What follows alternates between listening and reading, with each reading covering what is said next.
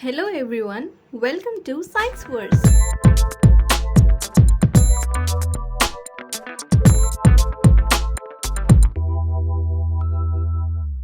तो अपने last video में हमने होमोजीनियस मिक्सचर और हेट्रोजीनियस मिक्सचर के बारे में थोड़ा सा जाना था। तो थोड़ा सा ना मैं आपका सरप्राइज टेस्ट ले लेती हूँ। यहाँ पर नीचे मैंने कुछ मिक्सचर्स दिए हुए हैं जिनको आपको क्लासिफाई करना है हेट्रोजीनियस और होमोजीनियस मिक्सचर में। तो फटाफट वीडियो पॉज करो और एक छोटा सा टेस्ट ले लो अपना। तो फिर उसके बाद मेरे आंसर से अपने आंसर्स जो है ना वो मैच कर लेना। ऑलराइट, तो शुरू हो जाओ। तो फर्स्ट है आपका दालों में पड़े हुए जो छोटे छोटे पत्थर होते हैं वो, ठीक है। सेकंड है आपका कभी कभी आटे में चावल या फिर दाल के कुछ सीड्स मिल जाते हैं तो वो, ठीक है।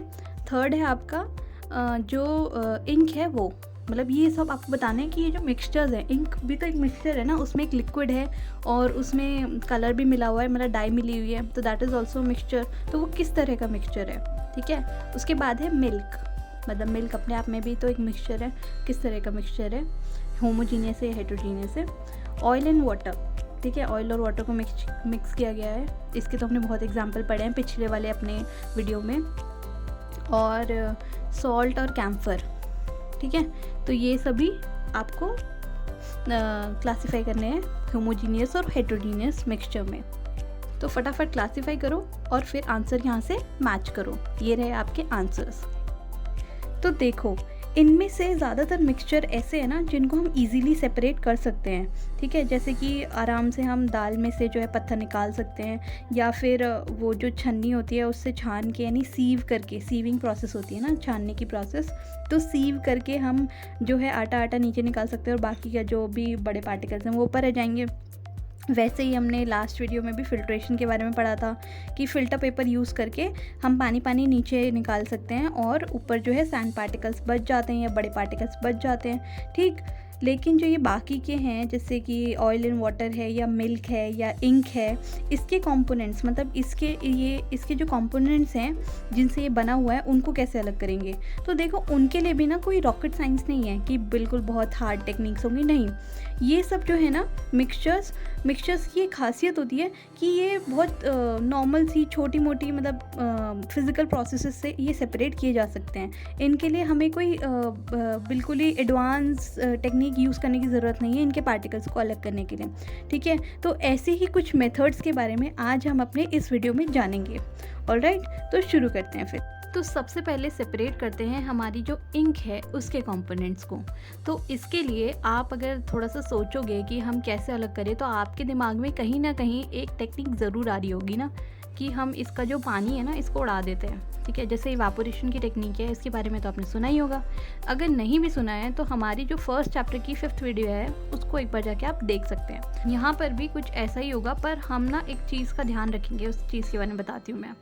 तो यहाँ पर हम इवापोरेशन ही करवाएंगे, पर हम ना इंक को डायरेक्ट हीट नहीं करेंगे। तो सबसे पहले हमने एक बीकर लिया है, बीकर में थोड़ा सा पानी लिया है, उस बीकर का ढक्कन बनाया है एक वॉच ग्लास को। देखो, ये है एक वॉच ग्लास का मतलब कांच की एक छोटी सी प्लेट कम कटोरी टाइप्स, ठीक है। तो ये इसका ढक्कन है बीकर का। तो ऐसा है ना कि जब हम कोई भी चीज़ पकाते हैं तो हम उसको डायरेक्ट हीट करते हैं, मतलब कढ़ाई के अंदर जो सब्ज़ी बनाते हैं तो डायरेक्ट हीटिंग।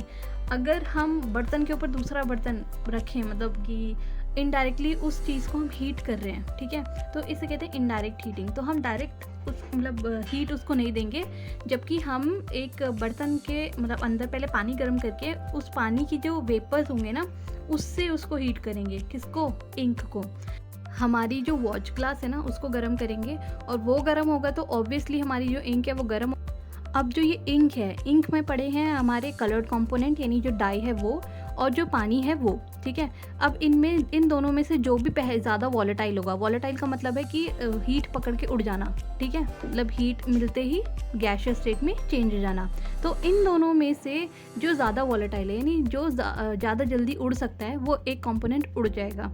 तो हमने देखा थोड़ी देर बाद कि जो वाटर है ना, वाटर पूरा उड़ गया है, और जो डाई है वो हमारी वॉच ग्लास में वो दिख रही है हमें, ठीक है। तो इसका मतलब water was more volatile than ink की जो ये डाई है, ठीक है। तो इसी तरह से किन्हीं भी मिक्सचर के जो वॉलेटाइल और नॉन वॉलेटाइल कंपोनेंट्स हैं उनके बेसिस पे उनका इवापोरेशन करवा के उनको अलग अलग कर सकते हैं। ठीक, तो इसी तरीके से इवापोरेशन जो प्रोसेस है वो बहुत सारी जगह काम आती है, जैसे कि कपड़े सुखाने में, स्वेटिंग जो हमें होती है हमारी बॉडी से, that is also cause due to evaporation. और सॉल्ट एक्सट्रैक्शन, जो समुद्र से जो समुद्र के जो पानी से जो सॉल्ट एक्सट्रैक्ट किया जाता है, वो ऐसे ही खेतों में ना मतलब उनके जो डीप उन्होंने खेत उनके वैसे नहीं होते, उन्होंने खोद के खेत बनाए होते हैं, खेत टाइप स्ट्रक्चर जो थोड़ा गड्ढे होते हैं, तो वहाँ पर वो पानी भर देते हैं समुद्र का एंड वो धूप की गर्मी से ना वो पानी इवापोरेट होता रहता है एंड आफ्टर सम टाइम जो है वहाँ पर जो है सॉल्ट जो है हमें मिल जाता है। ठीक है, तो वहाँ पर भी ये इवापोरेशन की ही प्रोसेस होती है, बट जो वो सॉल्ट है ना that is not ready to eat, मतलब अभी हम उसको खा नहीं सकते, अभी उसमें काफ़ी इम्प्योरिटीज़ हैं, वो मैं आपको बाद में बताऊंगी कि उसका फिर क्या करते क्या है। ठीक, तो अभी इवापोरेशन के बारे में पढ़ा and it is a very simple technique जिससे हम मिक्सचर्स के कंपोनेंट्स को अलग कर सकते हैं, पर शर्त ये है कि उनके जो कंपोनेंट्स हैं उनमें जो एक नॉन वॉलेटाइल होना चाहिए, एक वॉलेटाइल होना चाहिए, तभी तो एक उड़ेगा ना, जल्दी उड़ जाएगा तो दूसरा बच जाएगा। तो ये थी हमारी इवापोरेशन की टेक्निक। अब जो हमारा मिल्क है इसकी बारी। ठीक है, मिल्क हम सभी को पता है कि दैट इज़ अ कोलॉइड। ठीक है, तो इसमें से हम इसके पार्टिकल्स को कैसे अलग करेंगे, मतलब इसका जो लिक्विड सब्सटेंस है वो अलग और इसके जो पार्टिकल्स हैं जो इस कोलॉइड में सस्पेंडेड हैं, ठीक है, मिक्स तो है नहीं क्योंकि कोलॉइड है, तो उनको कैसे अलग करेंगे। तो याद करो अपने पिछले लेक्चर में हमने कोलॉइड्स के बारे में पढ़ा था कि कोलॉइड्स जो हैं फिल्ट्रेशन प्रोसेस से तो सेपरेट नहीं हो सकते हैं क्योंकि उसके पार्टिकल्स बहुत छोटे हैं, फिल्टर नहीं हो पाएंगे, लेकिन उसके लिए एक स्पेशल टेक्निक मैंने आपको उसी वीडियो में समझाई थी, दैट वाज, याद करो, सेंट्रीफ्यूगेशन। एग्जैक्टली, तो सेंट्रीफ्यूगेशन में क्या होता था, उसमें हम ये देखो या तो ये ऐसा मिल्क चर्नर यूज़ करते हैं या फिर हैंड ब्लेंडर्स होते हैं या नॉर्मल ब्लेंडर्स होते हैं। ठीक है, तो वो हम यूज़ करते हैं ताकि हमारा जो कोलॉइड है ना वो ज़ोर से घूमने लगे। ठीक है, ज़ोर से उसको गोल गोल घुमाते हैं, तो इस गोल गोल घुमाने से क्या होता है, जो हमारे हल्के पार्टिकल्स हैं, ठीक है, जो पार्टिकल्स का वेट कम है और मतलब डेंसिटी, बेसिकली डेंसिटी का मतलब है कि वो अपने मास के हिसाब से कितना वॉल्यूम उस सॉल्यूशन में ले रहे हैं। बेसिकली आप फ़िलहाल के लिए ऐसे समझ सकते हो कि जो ज़्यादा हल्का होगा उसकी डेंसिटी भी कम होगी और जो ज़्यादा भारी होगा उसकी डेंसिटी ज़्यादा होगी। ठीक है, तो ये डेंसिटी डिफरेंस पे होता है कि जो हल्के पार्टिकल्स होंगे वो ऊपर आ जाएंगे और जो भारी पार्टिकल्स होंगे वो नीचे सेटल हो जाएंगे। ठीक है, तो इस प्रोसेस के बारे में हम पहले जान चुके थे, यानी हम जानते थे कि कोलॉइड्स को हम सेंट्रीफ्यूगेशन के प्रोसेस से अलग कर सकते हैं उसके कंपोनेंट्स को। तो हमारे जो बॉडी फ्लूइड्स हैं ना, जैसे हमारा ब्लड है या हमारी जो यूरिन सैंपल्स हैं, ठीक है, तो इनमें भी ना इसका सेंट्रीफ्यूगेशन का यूज़ किया जाता है जैसे ब्लड टेस्ट के लिए, क्योंकि ये सभी कोलॉइड्स हैं। अगर आपसे पूछे कोई कि ब्लड कैसा मिक्सचर है तो दैट इज़ अ कोलॉइड। ठीक है, तो जो ये कोलॉइडल सॉल्यूशंस हैं इन सभी के लिए हम किसका यूज़ करते हैं, सेंट्रीफ्यूगेशन का। ये हमारे ब्लड टेस्ट, यूरिन टेस्ट, ऐसी चीज़ों में हमारे यूज़ में आती हैं ये मेथड्स। इसके अलावा जो डेयरीज़ हैं, डेयरी यानी जहाँ मिल्क प्रोडक्शन या मिल्क से बनने वाले मिल्क प्रोडक्ट प्रोड्यूस किए जाते हैं, बनाए जाते हैं, वहाँ पर भी सेंट्रीफ्यूगेशन ऑब्वियसली काम आएगा, क्योंकि हमने पिछले लेक्चर में ही देखा था कि कैसे हम बटर बनाते हैं, ठीक है, मिल्क से। तो बटर, घी, क्रीम, ये सब जो है कैसे सेंट्रीफ्यूगेशन से ही बनाया जाता है।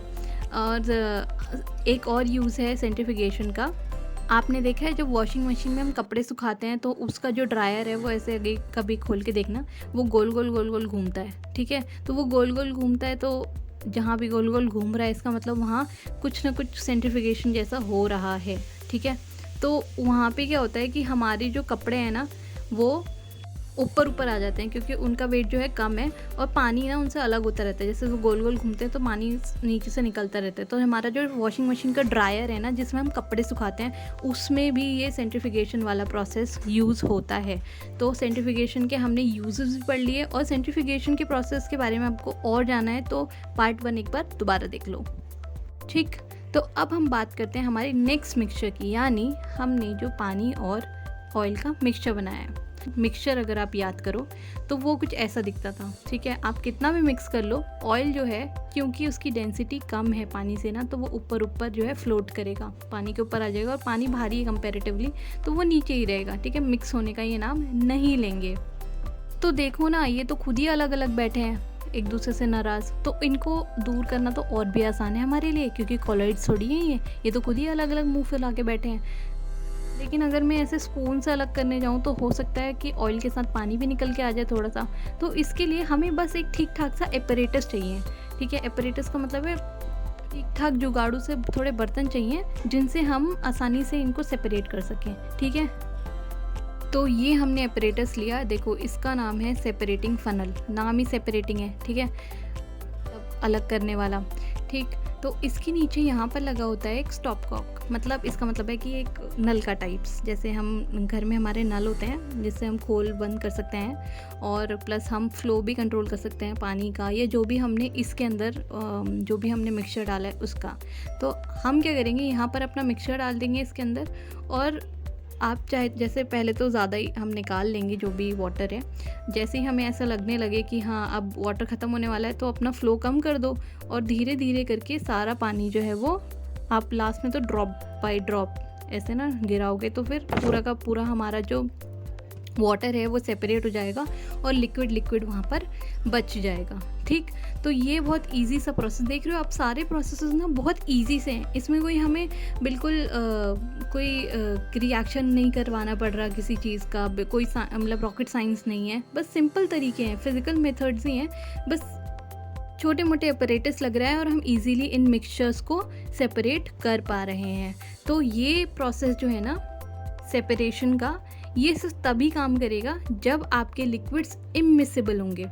इमिसिबल का मतलब होता है कि एक दूसरे में मिक्स नहीं होते होंगे। तो ये उस सभी पर एप्लीकेबल होगा जहाँ पर कि जो हमारे लिक्विड्स हैं वो आपस में मिक्स नहीं हो रहे होंगे।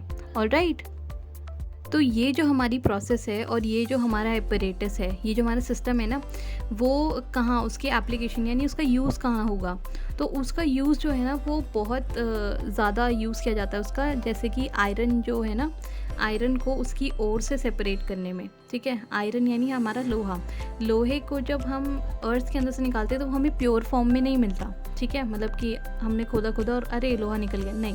तो उसके अंदर ना आयरन के साथ कई दूसरे एलिमेंट्स भी मिक्सड होते हैं, कूड़ा कचरा लगा होता है, ठीक है, सब कुछ मिक्सड होता है, तो उसको बोलते हैं हम ओर, ठीक है।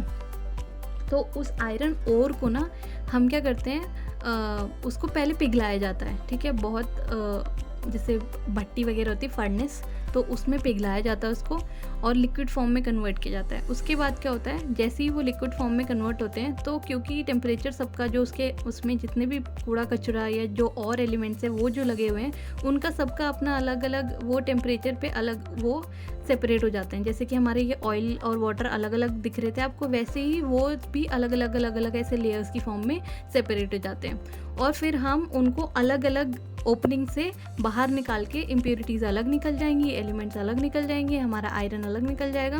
तो इस तरीके से सेपरेट करते हैं हम आयरन को आयरन ओर से।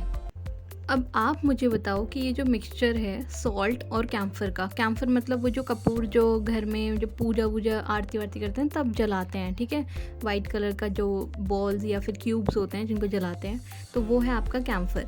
कैम्फर जो है ना वो सब्लिमेशन दिखाता है, सब्लिमेशन यानी डायरेक्ट चेंज हो जाता है सॉलिड टू गैस, ठीक है। तो आप मुझे बताओ कि अगर मैं सॉल्ट और कैम्फर को मिक्स कर दूं, ठीक है, तो अब ऐसे नहीं कि गोलियां रख दूं, गोलियां नहीं रखी मैंने, कैम्फर के भी ऐसे बहुत टुकड़े छोटे छोटे करके सॉल्ट की ही तरह बिल्कुल दोनों वाइट कलर के होते हैं मिक्स करके रख दिए। कैसे सेपरेट करोगे दोनों को, थोड़ा सा दिमाग लगाना है और फिर मेरे को फटाफट आंसर बताओ। मुझे पता है कि आप बहुत स्मार्ट हो और आप बोलोगे कि ये तो बड़ा इजी है, वो कैसे। अब कैम्फर जो है वो सब्लिमेशन शो करता है, ये आपने हिंट दे ही दिया है, तो क्या करेंगे हम, थोड़ी सी हीट प्रोवाइड करेंगे। हीट प्रोवाइड करने से सॉल्ट तो हमारा उड़ेगा नहीं क्योंकि दैट इज़ सॉलिड, और वो ऐसा सॉलिड है जो सब्लिमेशन नहीं दिखाता, लेकिन हमारा कैम्फर तो दिखाता है। तो जैसे ही हम हीट प्रोवाइड करेंगे तो कैम्फर हमारा फटाफट सब्लिमेशन शो करके उड़ जाएगा और हमारा जो सॉल्ट है वो बच जाएगा। तो इस तरीके से हम दोनों को अलग कर देंगे। बिल्कुल सही बात है, लेकिन आपको ध्यान रखना पड़ेगा कि आपको कैम्फर हवा में नहीं उड़ाना, आपको अलग अलग करने हैं ना पार्टिकल्स। तो क्या करोगे आप, ऐसे ये इन्वर्टेड फनल जो है ये भी तो डालोगे ना उसके ऊपर, और इसके ऊपर ऐसे कॉटन लगा दोगे ताकि जो कैम्फर आपका उड़ रहा है वो फनल की वॉल्स पे ऐसे चिपक जाए, ठीक है। और चिपकने के बाद आप उसको इजीली कलेक्ट कर सको, यानी आप दोनों को अलग अलग कर सको। तो ये एक प्रोसेस है, ये हमने पिछले उसमें भी लेक्चर में भी पढ़ा था जब हमने अमोनियम क्लोराइड जो है उसका सब्लिमेशन देखा था। तो इसी तरीके से नैप्थलीन बॉल्स जो हमारी थी वो, एंथ्रासीन, ये सब कुछ ऐसे सॉलिड्स हैं जो सब्लिमेशन की प्रोसेस शो करते हैं। तो हम इजीली इनको जो है किसी भी जो ऐसे सॉलिड हैं जो सब्लिमेशन नहीं शो करते उनसे अलग कर सकते हैं। This was also a simple process, ठीक है।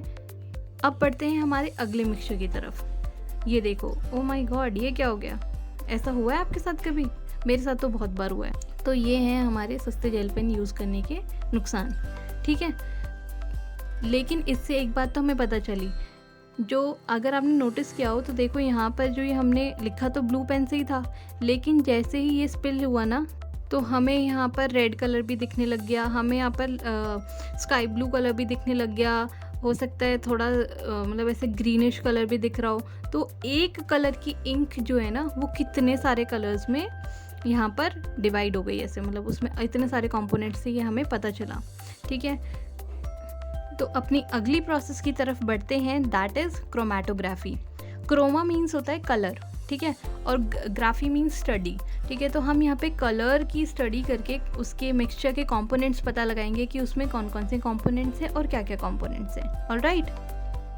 तो हमारी प्रोसेस का नाम है क्रोमेटोग्राफी। तो यहाँ पर हम क्या लेंगे, एक पेपर की स्ट्रिप लेंगे, ठीक है। ये पेपर ना हमारे आम पेपर से जिस पे हम लिखते हैं उस पेपर से थोड़ा सा अलग होता है, क्योंकि इस पेपर की जो एब्जॉर्प्शन रेट होता है, मतलब या जैसे कि किसी भी चीज़ को सोखने की, किसी लिक्विड को सोखने की जो क्षमता होती है वो नॉर्मल पेपर से ज़्यादा होती है। तो हम क्या करेंगे, ये जो फिल्टर पेपर लेंगे इसमें से एक मतलब ऐसे स्ट्रिप काट लेंगे, ऑलराइट।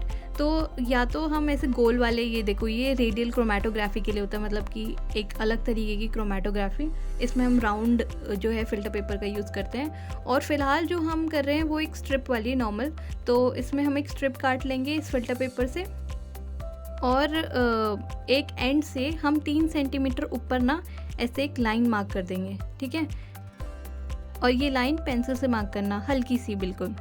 अब इस लाइन के बीचों बीच आपको एक जो पेन की एक ड्रॉप, मतलब इंक की, ब्लैक इंक की एक ड्रॉप इसके बीचों बीच ऐसे लगा देना। आप चाहो तो ब्लैक स्केच पेन भी यूज़ कर सकते हो।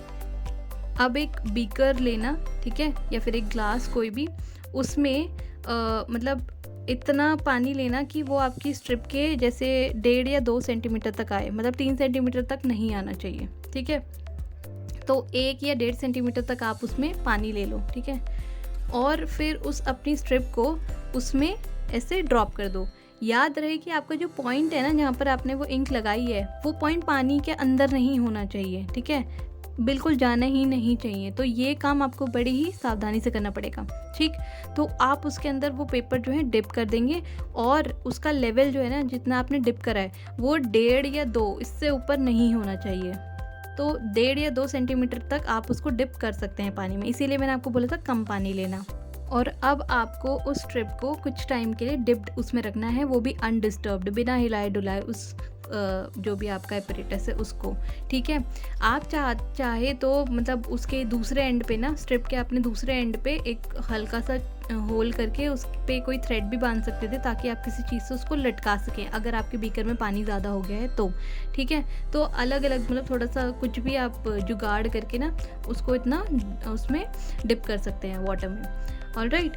तो आप थोड़ी देर बाद, यानी थोड़ी देर एज़न की आधे घंटे 1 घंटे बाद आप देखोगे कि जो पानी है ना, पानी ऑब्वियसली फ़िल्टर पेपर एब्जॉर्ब तो करेगा।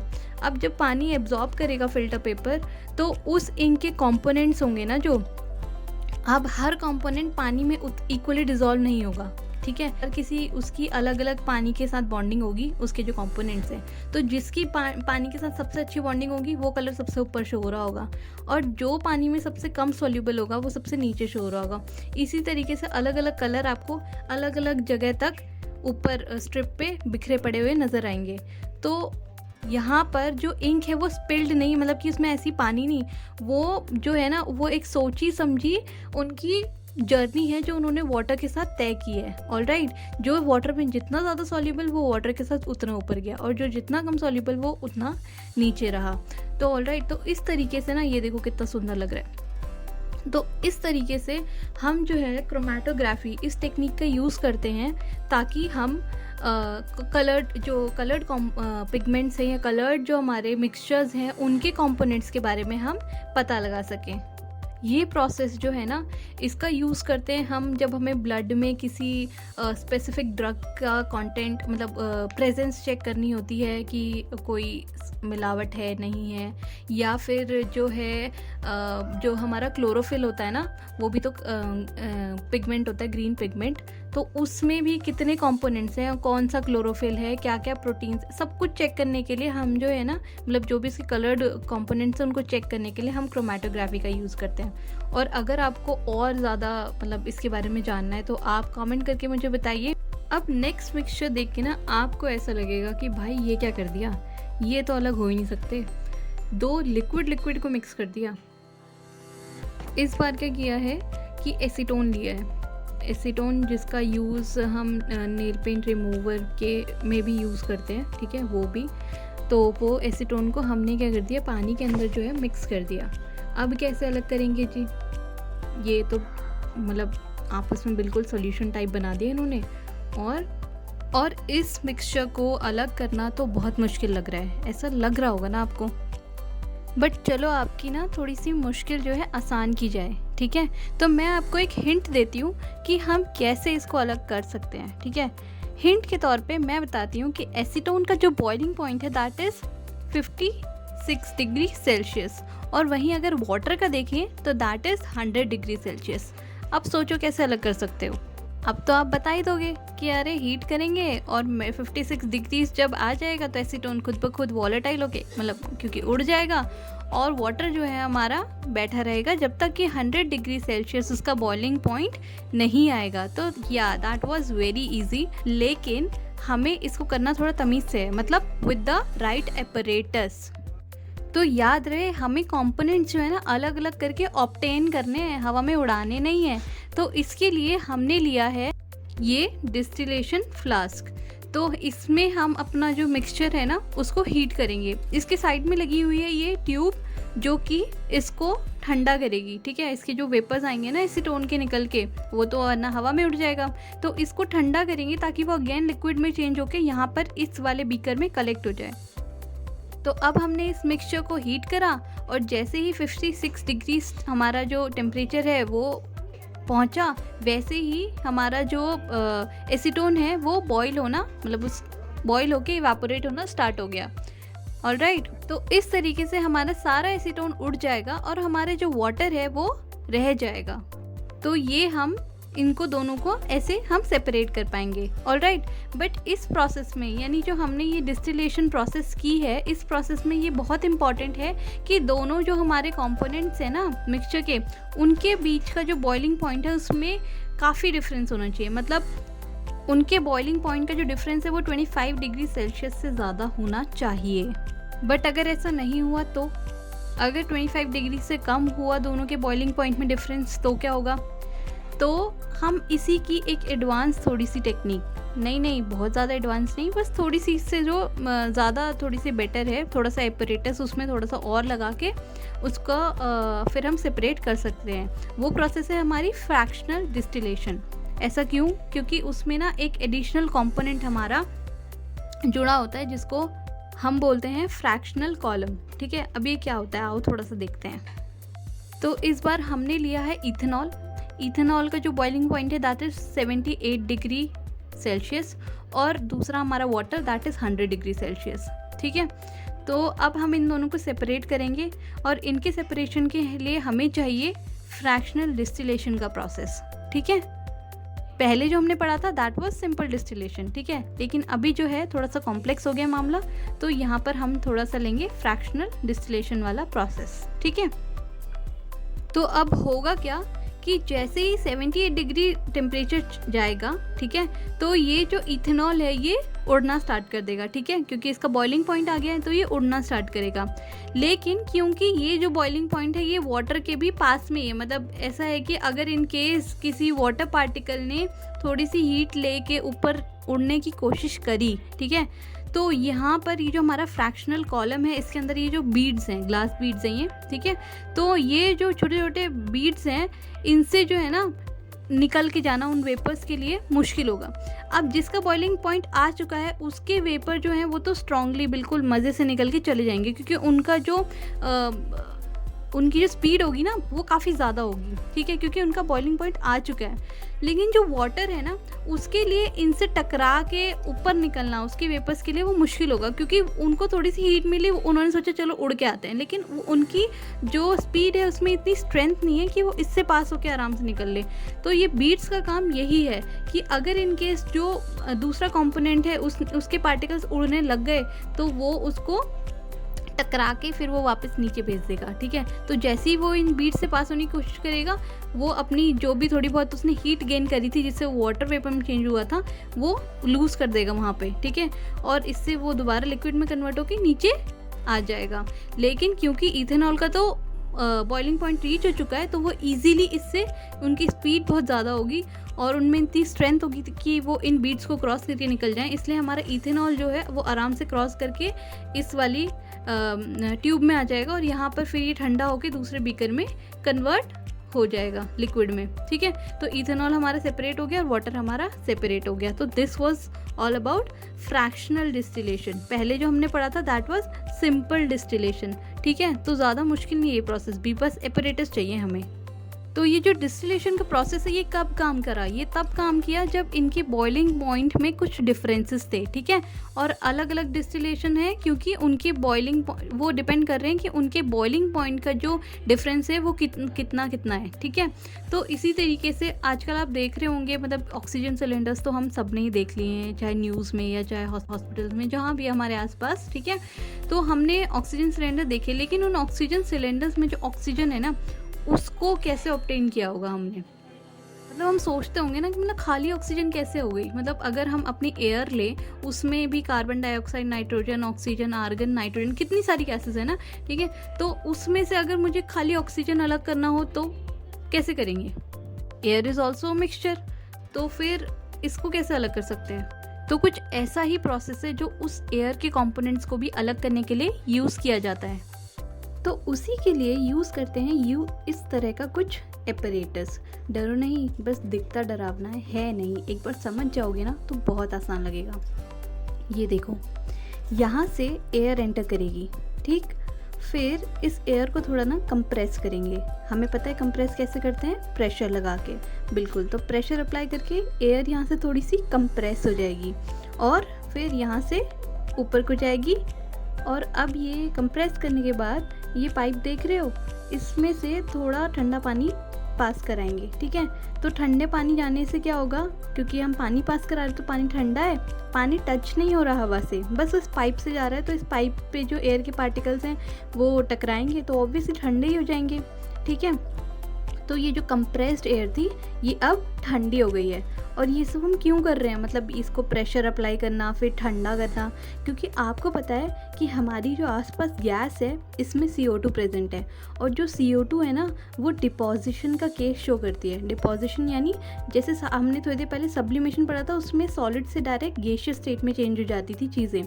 तो यही ऐसे ही कुछ, जैसे हमारा जो CO2 है इसी का रिवर्स दिखाता है, वो direct gas to solid change होता है, लिक्विड में नहीं जाता, ठीक। तो हमारा जो CO2 है वो कंप्रेस और कूल होकर क्या बना लेगा, क्या बनाता था वो, ड्राई आइस, बिल्कुल।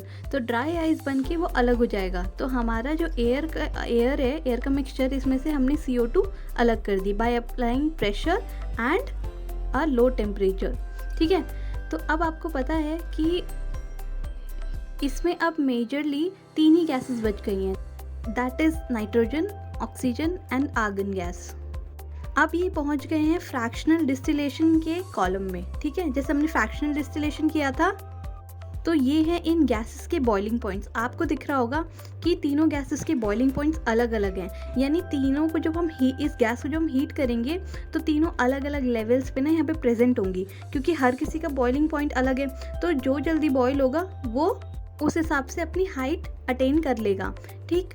तो उसी हिसाब से इस फ्रैक्शनेटिंग कॉलम में क्या फ्रैक्शनल डिस्टिलेशन के कॉलम में क्या है ना, आउटलेट्स हैं, ठीक है। देखो ये रास्ते आ जाए ना बाहर जाने के, तो जो गैस जहाँ जहाँ पे भी जिस हाइट पे भी पहुँचेगी उस हिसाब से उसके आउटलेट्स बनाए गए हैं, ठीक है। तो इन आउटलेट्स पे अलग अलग बॉइलिंग पॉइंट के बेसिस पे देखो, यहाँ से ये नाइट्रोजन निकल गई, यहाँ से आर्गन बाहर आ गई और बचा हमारे पास ऑक्सीजन। तो इस तरीके से अलग अलग कंटेनर में हमने इन तीनों को भर लिया, तो हो गई ऑक्सीजन सेपरेट हमारी एयर में से। ऑलराइट, तो बोला था ना मैंने, बस आपको समझना था प्रोसेस। बाकी ये दिखता डरावना बट है बहुत इजी, अब तो आप खुद भी बना लोगे। तो अब बारी आती है हमारे खाने की जान यानी नमक की। तो आपको ये तो पता होगा कि सी वाटर से हम नमक कलेक्ट करते हैं। अभी थोड़ी देर पहले मैंने बताया था जब इवेपोरेशन के बारे में हम बात कर रहे थे, तो इवेपोरेशन से मतलब जो सी वाटर है उसको कलेक्ट करके बड़े बड़े खेतों के साइज़ के ना गड्ढे बनाते हैं, तो उनमें भरा जाता है और कुछ दिनों बाद जो वो पूरा वाटर है उसमें से वो इवेपोरेट हो जाता है और नमक जो है वो नीचे छूट जाता है। तो इस तरीके से नमक जो है ना सी वाटर से कलेक्ट किया जाता है। लेकिन ये जो नमक है आपको लगता है कि ये रेडी टू यूज़ होगा, मतलब कि रेडी टू बी ईटन, ठीक है। तो मतलब कि इसको खाया नहीं जा सकता क्योंकि उसमें अभी बहुत सारी इम्प्योरिटीज़ होंगी जिनको प्रोसेस करना बाकी है। तो इसके लिए इसको पहले प्योर मतलब ये प्योर इम्प्योरिटी साइड करनी पड़ेंगी और इसको प्योर नमक हमें निकालना पड़ेगा। फिर आयोडाइज सॉल्ट हम यूज़ करते हैं तो आयोडीन भी ऐड करना पड़ेगा। तो इन सारी प्रोसेस से होते हुए फिर जो नमक बनता है उसको हम यूज़ करते हैं। ऑलराइट, तो आज हम पढ़ेंगे कि उस नमक में से ना वो इम्प्योरिटीज़ कैसे साइड करते हैं। तो ये सिर्फ नमक की बात नहीं है, ऐसे बहुत सारे सॉल्ट्स हैं। मतलब हम जो घर में यूज़ करते हैं वो सोडियम का सॉल्ट है, सोडियम और क्लोराइड, ठीक है, मतलब क्लोरीन। सोडियम क्लोराइड उस नमक का नाम है। तो इन दोनों का हम वो सॉल्ट यूज़ करते हैं। बट सॉल्ट ना अलग अलग मेटल मतलब अलग अलग मेटल्स और नॉन मेटल्स को मिलके बनाए जा सकते हैं। तो हम ऐसे ही सॉल्ट्स के बारे में बात करें जो इम्प्योर फॉर्म में प्रेजेंट होते हैं, जिनकी इम्प्योरिटीज़ हम हटाना चाहते हैं। तो जब हम किसी भी सॉल्ट की प्योर फॉर्म की बात करते हैं तो ना सॉल्ट्स जो है ना क्रिस्टल्स फॉर्म में प्रेजेंट होते हैं।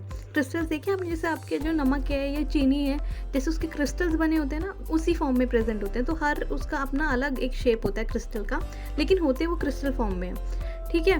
तो क्योंकि नमक का तो प्रोसेसिंग यहाँ पे आपको मतलब वैसे दिख नहीं सकता क्योंकि इतना कलरफुल नहीं है नमक, लेकिन यहाँ पर हमने एक ऐसा सॉल्ट लिया है जो कि ब्लू कलर मतलब कलरफुल है, ब्लू कलर के क्रिस्टल्स देता है। तो उसको हम देखेंगे यहाँ पर, उसका क्रिस्टलाइजेशन, ठीक है। तो ये है हमारा कॉपर सल्फेट का सॉल्ट, ठीक है। तो ये कॉपर सल्फेट अभी पाउडर्ड फॉर्म में है और इसमें जो है इम्प्योरिटीज़ हैं, ठीक है। देखो क्रिस्टल फॉर्म में तो नहीं है, क्रिस्टल फॉर्म प्योर फॉर्म होती है। तो यहाँ पर ये इम्प्योर फॉर्म में यानी ये जो पाउडर्ड फॉर्म में हमें कॉपर सल्फेट दिख रहा है इसका हमें प्योरीफिकेशन करना है, ठीक है, यानी क्रिस्टलाइजेशन करना है। तो हमने लिया है यहाँ पर कॉपर, तो थोड़ा सा कॉपर आप ले सकते हैं, जैसे 5 ग्राम्स के आसपास। और फिर इसमें ना ड्रॉप वाइज एक एक करके पानी की बूंद डालनी है, ठीक है। और बहुत कम मतलब ऐसे कि मिनिमम पानी में ना ये घुल जाए पूरा का पूरा सॉल्ट, ठीक है। उसके बाद ये घुल जाएगा और पानी का इस्तेमाल आपको बहुत कम करना है, बहुत कम, ठीक है। ड्रॉप वाइज डालिए और नहीं अगर थोड़े से पानी में घुल रहा है तो हल्का सा आप उसको हीट कर सकते हैं। बेसिकली आपको ना इसका एक सैचुरेटेड सॉल्यूशन बनाना है। सैचुरेटेड सॉल्यूशन हमने पढ़े थे पहले। सैचुरेटेड सॉल्यूशन तब बनता है जब उस सॉल्यूशन का जो सॉल्वेंट है ना वो मैक्सिमम अमाउंट में जो अपने अंदर सॉल्ट है, जितना उसके अंदर सॉल्ट आ सकता है वो उतना अपने अंदर डिजॉल्व कर लेता है, वो होता है एक सैचुरेटेड सॉल्यूशन, ठीक है। मतलब उस सॉल्यूशन में फिर हम और सॉल्ट ऐड नहीं कर सकते, वो एक सैचुरेटेड सॉल्यूशन होना चाहिए, ठीक है। अब जब इस कॉपर सल्फेट के पाउडर का अब हमने एक सॉल्यूशन बना दिया, वो भी सैचुरेटेड, ठीक है। तो अब हम क्या करेंगे, इसको ऐसे ही छोड़ देंगे, मतलब सूखने के लिए छोड़ देंगे। अब एक दिन बाद जब हम इसको ऐसे अनडिस्टर्ब छोड़ के चले जाएंगे तो नेक्स्ट डे हम आके देखेंगे कि ये देखो ऐसे ब्लू कलर के क्रिस्टल्स आपको देखने को मिलेंगे। ये बिल्कुल प्योर कॉपर सल्फेट है, ठीक है, इसमें किसी तरह की इम्प्योरिटीज़ नहीं है। तो क्रिस्टलाइजेशन की प्रोसेस ना जैसे प्योर शुगर या प्योर सॉल्ट ये सब ऑब्टेन करने के लिए किया जाता है। अब आप सोच रहे होंगे कि मैं सिंपली हीट करके भी तो मतलब पानी को गायब भी तो करना है, तो सिंपली हीट करके भी तो पानी को इवेपोरेट करके कर सकती थी। बट ऐसा होता है ना कि इवेपोरेशन जो है ना वो प्रोसेस इतना प्योर सब्सटेंस नहीं देती, क्योंकि उसमें मैं पानी को फटाफट इवेपोरेट कर रही हूँ तो पानी खुद ही इवेपोरेट हो जाएगा और उसके साथ जो इम्प्योरिटीज़ हैं उनको बाइंड करके नहीं लेके जाएगा, ठीक है। लेकिन जहाँ तक बात, जब हम ये इसको खुद सेटल डाउन होने देते हैं, खुद क्रिस्टल्स बनने देते हैं, तो यहाँ पर इम्प्योरिटीज़ पानी के साथ मिक्स होके वो भी उड़ जाती हैं और हमारे पास प्योर क्रिस्टल बच जाते हैं। इसलिए इवेपोरेशन से crystallisation is a better technique to obtain crystals. और कभी कभी जो हमारे सॉल्ट भी है ना, वो भी इवेपोरेशन की हीट के कारण वो भी पानी के साथ उड़ जाता है, तो वहाँ लॉस ऑफ हमारा सॉल्ट भी हो जाता है, ठीक है। जबकि हमें सॉल्ट नहीं उड़ाना, सिर्फ उसके इम्प्योरिटीज़ और पानी को उड़ाना है, ठीक है। तो इसीलिए इवेपोरेशन जो है ना crystallisation is a better technique. तो इस प्रोसेस का यूज़ करते हैं हम एक तो सी वाटर से, मतलब जो सी वाटर से ऑब्टेन्ड सॉल्ट है, इम्प्योर सॉल्ट, उसको प्योर करने के लिए, और दूसरा separation of crystals of alum. मतलब एलम यानी एक ऐसा बोल सकते हैं एक ऐसा सब्सटेंस है ये जो कि वाटर को प्योरीफाई करने के लिए यूज़ किया जाता है। तो इसके क्रिस्टल्स भी हम इसी प्रोसेस से ऑब्टेन करते हैं। इसको हिंदी में फिटकरी बोलते हैं। तो आओ थोड़ा सा देखते हैं कि ये कैसे इसका यूज़ करते हैं, ठीक है। मतलब क्या फंक्शन परफॉर्म करता है ये वाटर प्योरिफिकेशन में। तो सबसे पहले ये टैंक है, ठीक है। जैसे अगर वाटर जिसको हमें प्योरीफाई करना है वो इस टैंक में कलेक्ट किया जाएगा, ठीक है।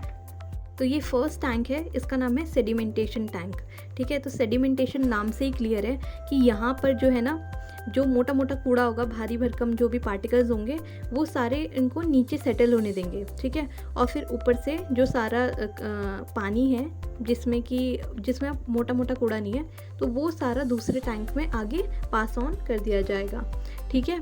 ये जो दूसरा टैंक है, इसमें क्योंकि मोटे और बड़े पार्टिकल्स तो सेटल डाउन हो चुके हैं पहले सेडिमेंटेशन टैंक में, अब इसमें जो पार्टिकल्स होंगे वो सस्पेंडेड फॉर्म में होंगे, उनका साइज़ छोटा होगा, ठीक है। कि इतना छोटा होगा कि वो नीचे नहीं बैठ पा रहे होंगे, पानी में ही सस्पेंडेड होंगे, ठीक है। तो यहाँ पर हम क्या डालते हैं, इसमें एलम डालते हैं। एलम जिसकी अभी थोड़ी देर पहले हमने बात की थी, एलम के क्रिस्टल्स इसमें डालते हैं हम।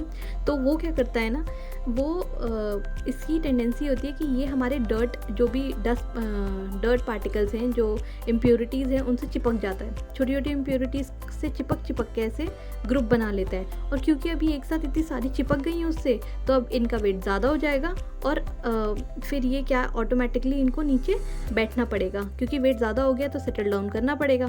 तो ये सारे इनका एग्रीगेट बना के, सारे पार्टिकल्स का यानी ग्रुप बना के नीचे सेटल डाउन करवा देता है। फिर ये पानी जो है ये नेक्स्ट इसमें पास हो जाता है। यहाँ पर ये है हमारा फिल्ट्रेशन टैंक। अब मोटा मोटा कूड़ा भी साइड हो गया, छोटे छोटे पार्टिकल्स भी साइड हो गए। अब है कि मतलब इन केस कहीं कुछ बच गया हो तो उसका फिल्ट्रेशन। तो आप देखते होंगे पहाड़ों पे जो पानी आता है ना निकल के पहाड़ों के बीच में से, वो बहुत क्लियर और बहुत साफ़ होता है। क्यों? क्योंकि वो इतने सारे सॉइल पार्टिकल्स और मतलब अलग अलग तरह के पार्टिकल्स से बीच से निकल के आया है, तो ऑब्वियसली साफ़ तो होगा ही ना, वो बिल्कुल छन के आता है पानी। तो सिमिलरली यहाँ पर भी जो है अलग अलग लेयर्स ऑफ जो है हमारे सैंड पार्टिकल्स हैं। एक तो बिल्कुल फाइन पार्टिकल्स हैं, ठीक है। फाइन मतलब बहुत छोटे पार्टिकल्स हैं सैंड के, जिनसे पानी को पास करना पड़ेगा, ठीक है, फिल्ट्रेशन के लिए। फिर उसके नीचे आप देखो उससे थोड़े बड़े पार्टिकल्स हैं। तो फाइन पार्टिकल्स से निकल के मतलब कोई गुंजाइश ही नहीं रह जाती कि और कोई उससे छोटा कोई पार्टिकल अब पानी में प्रेजेंट होगा। उसके बाद ये फिर ग्रेवल से, मतलब ये जो थोड़े बड़े पार्टिकल्स दिख रहे हैं ग्रेवल से निकलेगी। और फिर सबसे नीचे हैं हमारे बड़े पार्टिकल्स, मतलब जो थोड़े सैंड, जो थोड़े बड़े स्टोन के पीसेस हैं ये, तो इनसे पास होगा। और फाइनली ये सारा पानी कहाँ जाएगा, नेक्स्ट वाले कंटेनर में क्लोरीनेशन के लिए। क्लोरीनेशन क्या है? देखो, क्लोरीन एक ऐसी गैस है जो काफ़ी पॉइजनस है, ठीक है, मतलब कि हाईली पॉइजनस, बहुत ज़्यादा जहरीली गैस है। तो इस गैस को ना पास करवाएंगे पानी में से, ताकि जो भी हार्मफुल जीव जंतु इसमें हैं, फॉर एग्जांपल बैक्टीरिया, तो वो सारे ना शहीद हो जाएं। और फाइनली साफ़ पानी बैठे बिठाए हमारे नल तक पहुंच जाए। ठीक है, तो ये साफ़ पानी फिर हमारे घरों में सप्लाई कर दिया जाता है। तो ऐसे होती है हमारे वाटर की प्यूरिफिकेशन।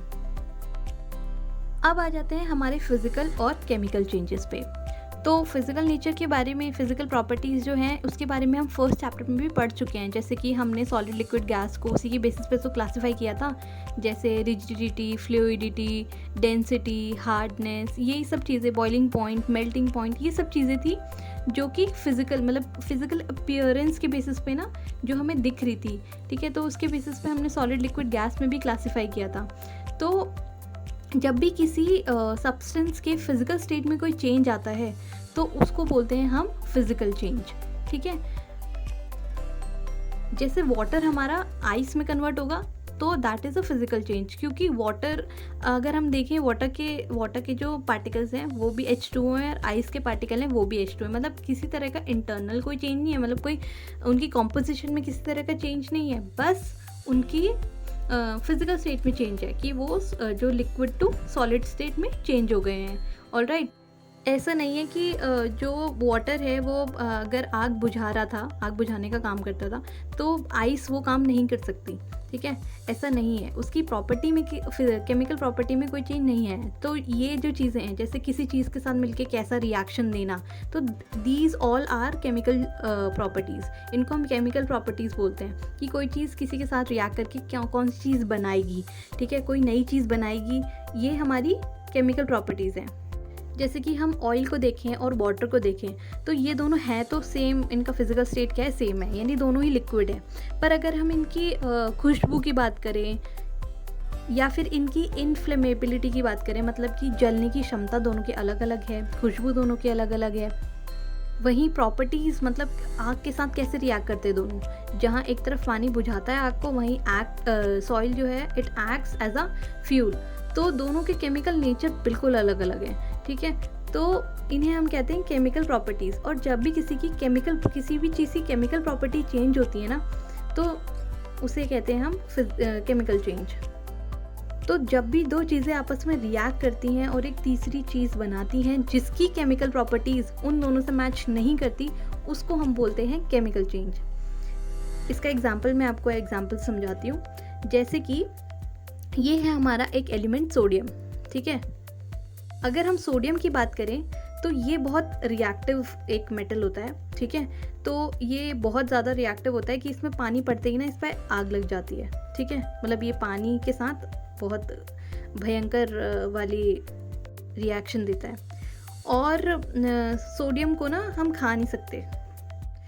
और दूसरा हमारा एलिमेंट है क्लोरीन। क्लोरीन के बारे में हमने थोड़ी देर पहले ही सुना था। ठीक है, कि ये एक पॉइजनस गैस है। ठीक है, तो बहुत पॉइजनस है, मतलब इंसान क्या, मतलब कोई भी नहीं बचेगा ना इससे। तो क्लोरीन पॉइजनस गैस है और सोडियम एक हाईली रिएक्टिव मेटल है।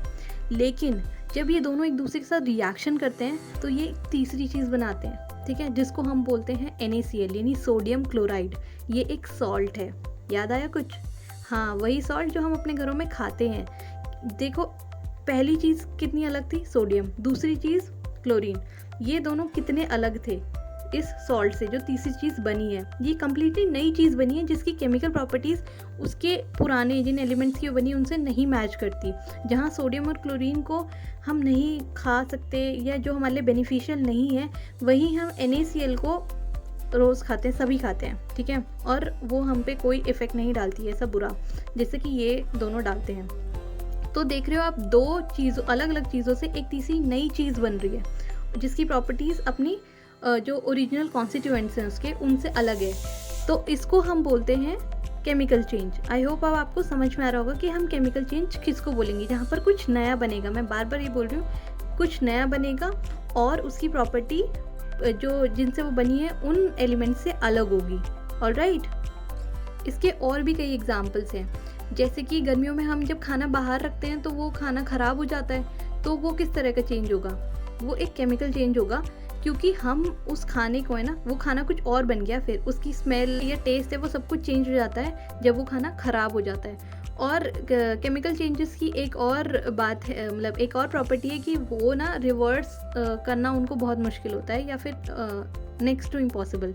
ठीक है, मुश्किल बहुत होता है कि जैसे अगर कोई खाना ख़राब हो गया तो हम उसको दोबारा से नहीं बना सकते ना, वही खाना जो पहले था वो सही खाना। ठीक है, लेकिन हम एक जो बर्फ़ बन गई है, जो बर्फ़ बन गया है पानी, उसको हम वापस पानी बना सकते हैं ना। ठीक है, तो फिज़िकल चेंजेस को रिवर्स करना इज़ पॉसिबल, ईजीली पॉसिबल।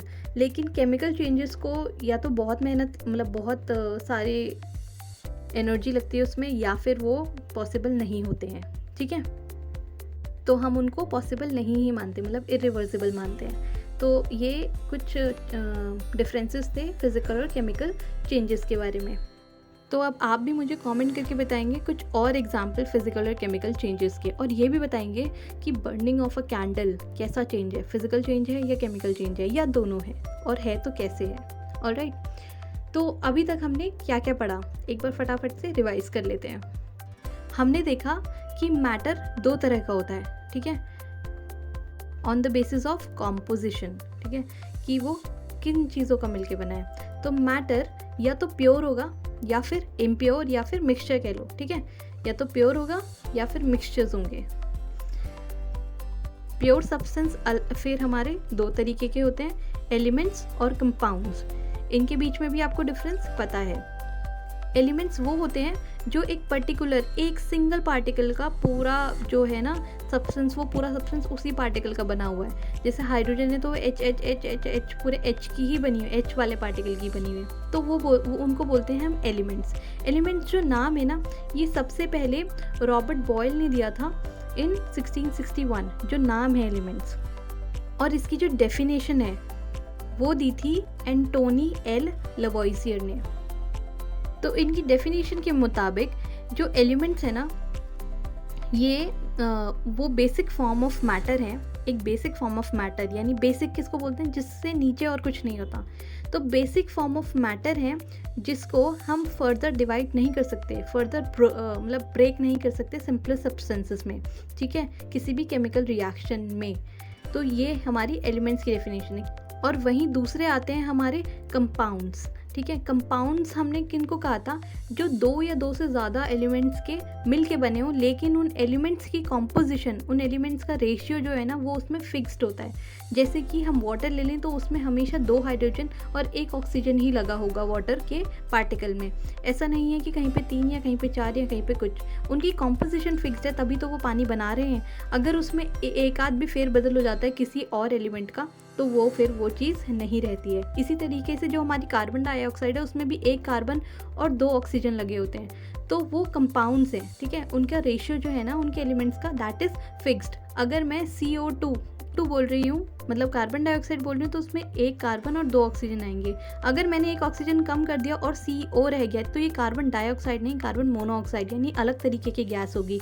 तो इसी तरीके से जो हमारे कंपाउंड्स है ना, उसमें फिक्स्ड जो उनके फॉर्मूले हैं, फिक्स रेशियो है, फिक्स कॉम्पोजिशन है, वो कंपाउंड्स की हम बात करते हैं, उसमें फिक्स्ड होता है सब कुछ। वहीं अगर हम मिक्सचर की बात करें तो मिक्सचर के साथ ऐसा नहीं है। मिक्सचर जो है ना, जैसे कि मैंने आपको बताया था, जैसे नींबू पानी है, उसमें हम ऐसे गिन के नहीं डालते कि हाँ इतना पानी डाल दिया तो इसके लिए इतनी चीनी डालनी होगी। हम मेजर करके नहीं डालते, हम अपने अनुसार डाल देते हैं कितना भी, मतलब कि हाँ ठीक है, किसी को ज़्यादा पसंद है चीनी तो ज़्यादा डाल दी, कम डाल दी। रोज़ एक जितना अमाउंट में हम चीज़ें नहीं डालते हैं। तो मिक्सचर्स में कॉम्पोजिशन जो है वो मायने इतना नहीं रखती। ठीक है, अब अगर हम एलिमेंट्स की बात करें तो एलिमेंट्स भी हम फर्दर 3 कैटेगरीज में डिवाइड कर सकते हैं, मेटल्स, नॉन मेटल्स और मेटलॉइड्स। अब आप बोलेंगे ये सब क्या है, तो मेटल्स के बारे में हम थोड़ा सा डिस्कशन पहले कर चुके हैं, और हम इनके बारे में अपनी पिछली क्लासेस में भी थोड़ा बहुत पढ़ चुके हैं। जो मेटल्स हैं, ये देखो ना, मैंने आपको दिखाया था आयरन, और ये copper, gold, platinum, silver, aluminium, ये देखो ये सारे क्या हैं, ये मेटल्स हैं। ठीक है, अब इनकी प्रॉपर्टी का आपको क्या लग रहा है, ये शाइनी है सारे के सारे। तो मेटल्स आर लस्ट्रस, लस्ट्रस का मतलब शाइनी होते हैं, ये सिल्वरी ग्रे या फिर गोल्डन कलर होता है इनका। ठीक है, और ये हीट एंड इलेक्ट्रिसिटी कंडक्ट कर सकते हैं। कंडक्ट करने का मतलब पास ऑन, ठीक है, जैसे कि हमारे घरों में कॉपर की तारें होती हैं, ठीक है, तो क्योंकि वो इलेक्ट्रिसिटी कंडक्ट कर सकते हैं, अपने अंदर से पास ऑन कर सकते हैं, तो they are good conductors of heat and electricity. They are ductile. Ductile का मतलब होता है कि उनको हम ना बेंड कर सकते हैं तारों में, ठीक है, मतलब उनकी तारें बनाई जा सकती हैं। जैसे कि अगर मैं चौक पे हथौड़ी मारूं तो वो पाउडर फॉर्म में कन्वर्ट हो जाएगी, मतलब वो जो है ना उसको हम मैं किसी और चीज़ में कन्वर्ट नहीं कर सकती। लेकिन वहीं अगर मैं कील पे मारूं ना हथौड़ी, तो कील जो है मुड़ जाएगी। तो इजीली जो है ना ये तारों में कन्वर्ट किए जा सकते हैं, ठीक है, पिघला के इनको तारों में कन्वर्ट किया जा सकता है या हैमर से मार के। तो इसलिए ये जो है ना इनका ये प्रॉपर्टी है कि ये डक्टाइल होते हैं, ठीक है, मेटल्स। डक्टाइल मतलब तारों में इनको कन्वर्ट किया जा सकता है, और साथ ही इनकी अब कन्वर्ट कर सकते हैं तारों में, तो इनको शीट्स में भी कन्वर्ट किया जा सकता है। शीट्स यानी मार मार के पतली सी शीट बना देना, ठीक है, तो ये शीट्स में भी कन्वर्ट किए जा सकते हैं, बहुत पतली पतली शीट्स में कन्वर्ट किए जा सकते हैं। तो ये जो शीट में कन्वर्ट करने वाली प्रॉपर्टी है दैट इज़ मेलिएबिलिटी। तो दे आर मेलिएबल। डक्टाइल होते हैं ये, मेलिएबल होते हैं, और साउंड भी प्रोड्यूस कर सकते हैं। जैसे कि हम इस पे किसी भी बर्तन पे ऐसे मारें तो ऑब्वियसली साउंड प्रोड्यूस होगी, थाली पे, या फिर जो बेल है वो सब, तो ये साउंड प्रोड्यूस करते हैं। तो मेटल्स जो हैं ये इनकी प्रॉपर्टीज़ हैं। तो मेटल्स के अंदर आ जाते हैं आपके gold, silver, copper, iron, sodium, potassium, और हाँ इसमें एक्सेप्शंस भी होते हैं। तो उनमें से एक के बारे में हाँ बता सकती हूँ मैं, जैसे कि मरकरी है। जनरली आपने देखा होगा ये सारे सॉलिड स्टेट में पाए जाते हैं, ठीक है, सारे मेटल्स। लेकिन मरकरी जो है ना हमारा मेटल, ये लिक्विड स्टेट में पाया जाता है रूम टेम्परेचर पे। जो आपने थर्मामीटर के अंदर देखा होगा लिक्विड स्टेट में पाया जाता है वो। तो मरकरी जो है ऐसा मेटल है जो कि लिक्विड स्टेट में पाया जाता है रूम टेम्परेचर पे, ये इसका नेचर है। वहीं अगर हम बात करें अपने नॉन मेटल्स की, तो नॉन मेटल्स जो है ना ये काफ़ी कलरफुल होते हैं, इनकी वैरायटी ऑफ कलर्स होते हैं, ठीक है। ये इनका जैसे कि मेटल्स का नहीं था, तो यहाँ पर ये जो हैं poor conductor of heat and electricity होते हैं। ये इलेक्ट्रिसिटी और हीट को पास ऑन नहीं कर पाते, और दे आर नॉट लस्ट्रस। वो शाइनी भी नहीं होते, और ना ही साउंड प्रोड्यूसिंग होते हैं, और ना ही मेलिएबल, मतलब इजीली, जैसे मैंने चौक का एग्जांपल दिया, चौक जो है ना वो मेटल नहीं है, क्योंकि पाउडर फॉर्म में कन्वर्ट हो जा रही है। उसको मैं तार में कैसे बदलूंगी, या उसको मैं शीट में कैसे बनाऊंगी उसकी, जब वो खुद ही बिखर जा रही है पार्टिकल्स में। तो ये जो है ना ऐसे जो नॉन मेटल्स हैं दे आर नॉट मेलिएबल।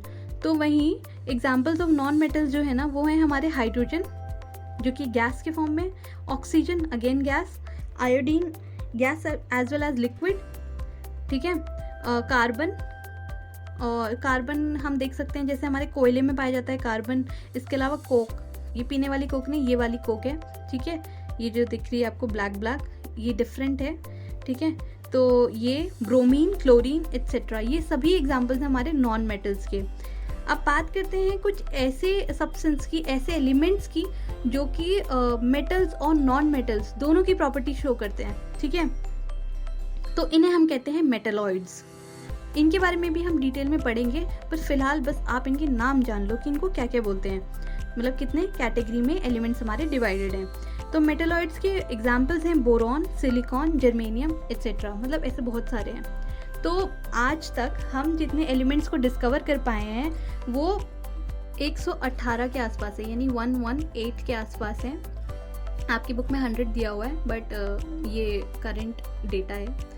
तो 118 के आसपास हमारे एलिमेंट्स जो हैं अभी तक डिस्कवर हो चुके हैं, जिसमें से 92 एलिमेंट्स जो हैं वो नेचुरली पाए गए थे एनवायरनमेंट में, और बाकी के लेबॉरेटरी में, मैनमेड मतलब लेबॉरेटरी में बनाए गए थे कि ऐसे भी एलिमेंट्स हो सकते हैं, ठीक है। और मेजॉरिटी ऑफ द एलिमेंट्स जो हैं वो सॉलिड स्टेट में पाए गए हैं, जो ज़्यादातर एलिमेंट्स हैं वो सॉलिड स्टेट में ही हैं, और 11 एलिमेंट्स जो हैं वो गैसियस स्टेट में हैं रूम टेम्परेचर पे, ठीक है। और 2 elements are liquid at temperature, जैसे कि मैंने आपको बताया। तो जो 2 एलिमेंट्स हैं जैसे मरकरी जो कि एक मेटल है, वो भी रूम टेम्परेचर पे होता है, और हमारा दूसरा है ब्रोमीन जो कि एक नॉन मेटल है, वो भी रूम टेम्परेचर पे लिक्विड स्टेट में पाया जाता है, ठीक है। इसके अलावा गैलियम और सीजियम जो है वो भी, अगर हम थोड़ा सा रूम टेम्परेचर बढ़ा दें तो वो भी लिक्विड स्टेट में कन्वर्ट हो जाता है। तो ये थे हमारे कुछ एलिमेंट्स। अब ना एक एक्टिविटी दी हुई है आपकी बुक में जो कि मुझे काफ़ी इंटरेस्टिंग लगी थी। इस एक्टिविटी से हम अपने मिक्सचर्स और कंपाउंड्स के बीच में ना डिफरेंस ढूंढ सकते हैं। जैसे कि मैंने आपको बताया कि कंपाउंड्स जो है ना उनमें जो है रेशियो फिक्स्ड होता है और वो एक केमिकल चेंज है, ठीक है। अगर कोई चीज़ कंपाउंड बनती है तो वो दो एलिमेंट्स आपस में रिएक्ट करते हैं, फिर एक नई चीज़ बनाते हैं तो वो कंपाउंड बनाते हैं। लेकिन मिक्सचर के साथ ऐसा नहीं है। मिक्सचर का मतलब है कि सिंपल मिक्सचर बन गया, कुछ नया नहीं बना।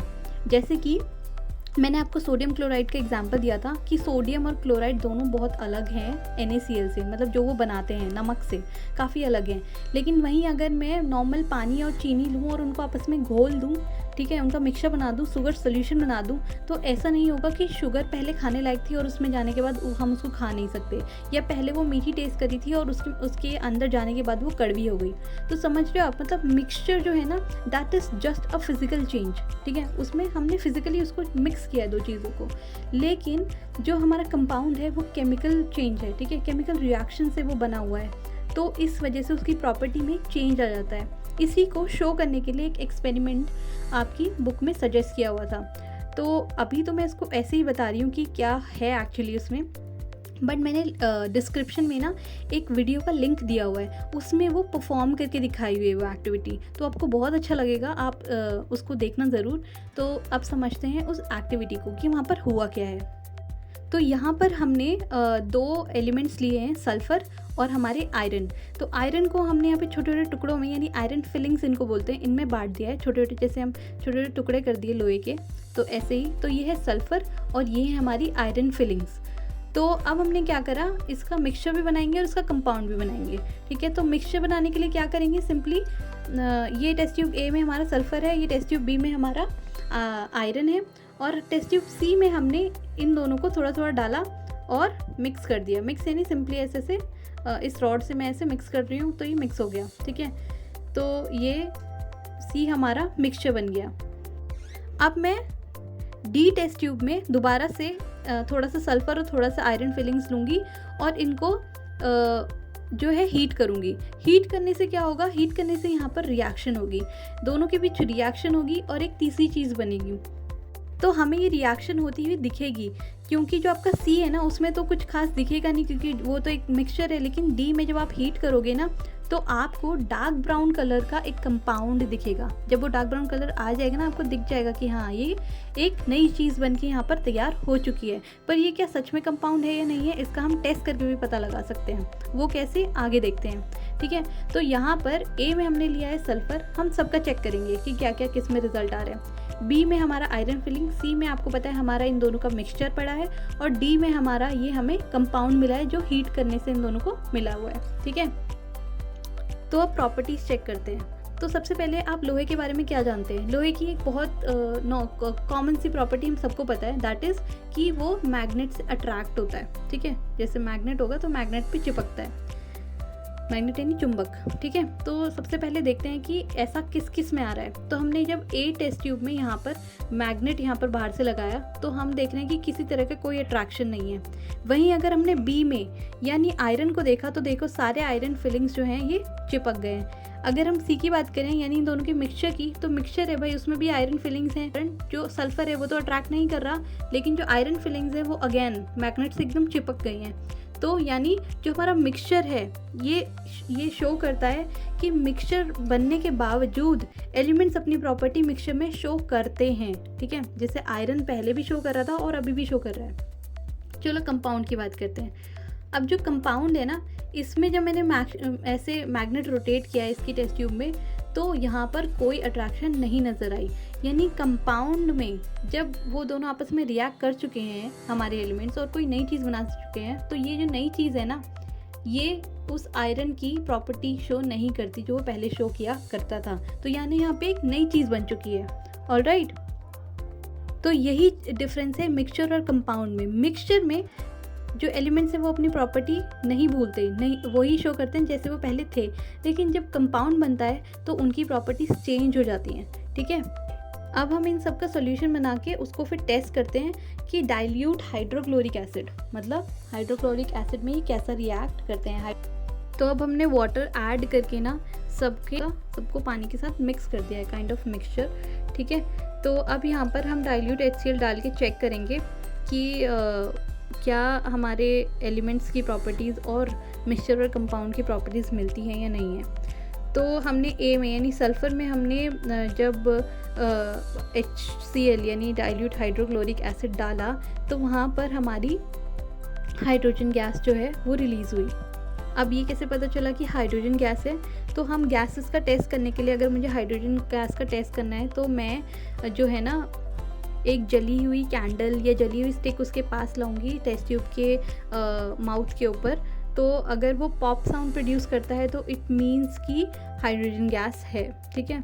तो ये कंफर्म करता है कि हाइड्रोजन गैस है। तो इस तरीके से हम गैसेस का टेस्ट करके हम पता लगा सकते हैं कि कौन सी गैस है।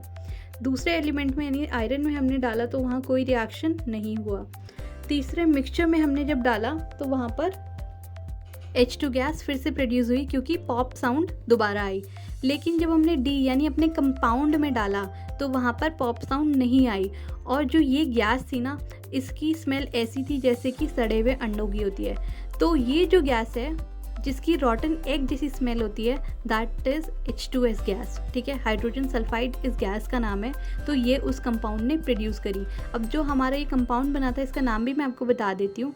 ये था हमारा फेरस सल्फाइड यानी FeS। तो ये इन्होंने कंपाउंड बनाया था जो कि इनके मिक्सचर से काफ़ी अलग था। तो अब हमने ये रिएक्शन देख लिया और इसके बेसिस पे अब हम इजीली कंपाउंड और मिक्सचर को डिफरेंशिएट कर सकते हैं। तो आओ फटाफट एक बार इनके पॉइंट्स पढ़ ले, अब आपको इनको समझने में काफ़ी आसान होगा। तो आइए इस टेबल को देखें। तो मिक्सचर जो है ना, जिसमें एलिमेंट्स और कंपाउंड्स जो हैं वो एक दूसरे के साथ मिक्स हो जाते हैं, ठीक है। लेकिन मिक्स होने के बाद कोई नई चीज़ नहीं बनती, वही चीज़ें हमें मिक्स्ड दिखाई देती हैं कि वो उसके अंदर मिक्स्ड हैं। वहीं अगर हम कंपाउंड की बात करें तो ये रिएक्ट करके, यहाँ पर एलिमेंट्स जो है ना वो रिएक्ट करके आपस में एक नई चीज़ यानी एक नया कंपाउंड बनाते हैं, ठीक है। ये डिफरेंस आपको पता चल गया पुरानी वाली एक्टिविटी से और मेरे NaCl वाले एग्जाम्पल से कि यहाँ पर जो है ना नई चीज़ बनती है कंपाउंड में, लेकिन मिक्सचर में कोई नई चीज़ नहीं बनती। अब mixture has a variable composition.